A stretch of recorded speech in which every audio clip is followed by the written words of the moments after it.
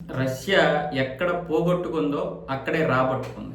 Trump విధించినటువంటి సుంకాల నేపథ్యంలో ఆంక్షల వల్ల ఎంతోమంది రష్యా దగ్గర చమురు కొనడం మానేశారు.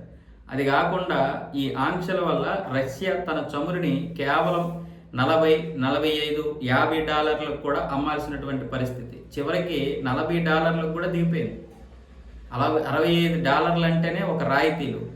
అలాంటిది $45కి $40కి దిగిపోయినటువంటి పరిస్థితి కూడా మనం చూసాం. దానివల్ల రష్యాకి చాలా నష్టం. ముఖ్యంగా మనలాంటి దేశాలు బాగానే లాభాలు గడించాయి. చైనా కావచ్చు, మన దేశం కావచ్చు. అయినా సరే కొనడానికి భయపడ్డారు. అలాంటి పరిస్థితి ఈరోజు మిడిల్ ఈస్ట్ తగలబడిపోతుండడం వల్ల, హార్మోజ్ జలసంధిని ఇరాను క్లోజ్ చేయడం వల్ల ఇప్పుడు రష్యా యొక్క చమురికి విపరీతంగా డిమాండ్ ఏర్పడుతుంది. దానివల్ల ఇప్పుడు రష్యా రోజుకి 15,000 కోట్ల రూపాయలు అదనంగా సంపాదిస్తుంది.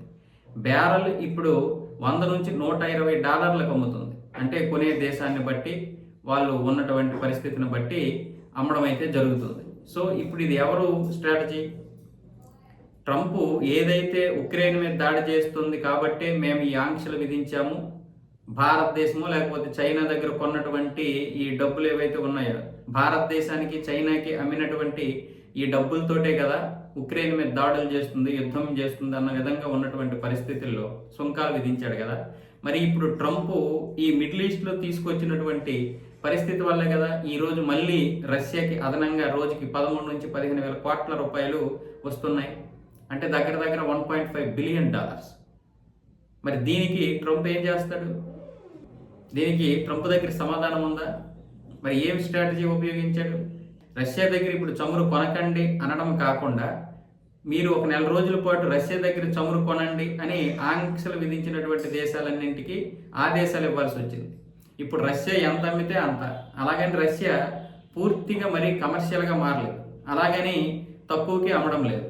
ఇంతకుముందు ఏ విధంగా అయితే నష్టపోయిందో ఆ నష్టాన్ని భర్తీ చేసే విధంగా $100 వరకు అయితే అమ్ముకోగలుగుతుంది. 90 నుంచి $110, $120 వరకు అమ్ముతుంది.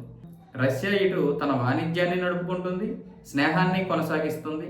ఈరోజు ట్రంప్ తీసుకొచ్చినటువంటి విధానం తన కంటితో తననే పొడిచే విధంగా రష్యా అయితే ప్లాన్ చేసింది. ఇప్పుడు రష్యాకి ఈ విధంగా లాభాలు వస్తే, ద సేమ్ టైం అమెరికాకి రోజుకి కనీసం 5,000 నుంచి 10,000 కోట్ల రూపాయలు, అంటే $1 బిలియన్ కంటే ఎక్కువే నష్టం వస్తుంది. తాజా అంచనాల ప్రకారం రోజుకి అమెరికా $600 నుంచి $800 మిలియన్ ఖర్చు పెడుతుంది. అంటే $6,000 పైగానే ఖర్చు పెట్టాల్సి వస్తుంది. ఇజ్రాయెల్ కాకుండా ఓన్లీ అమెరికాని. ఒకవైపు ఇటు దీనికి కాసులు చిల్లుబడుతుంటే, అటువైపు రష్యా తన యొక్క నష్టాన్ని భర్తీ చేసుకుంటూ కాసుల పంట కురిపించుకుంటుంది. అది పుతిన్ యొక్క తెలివి.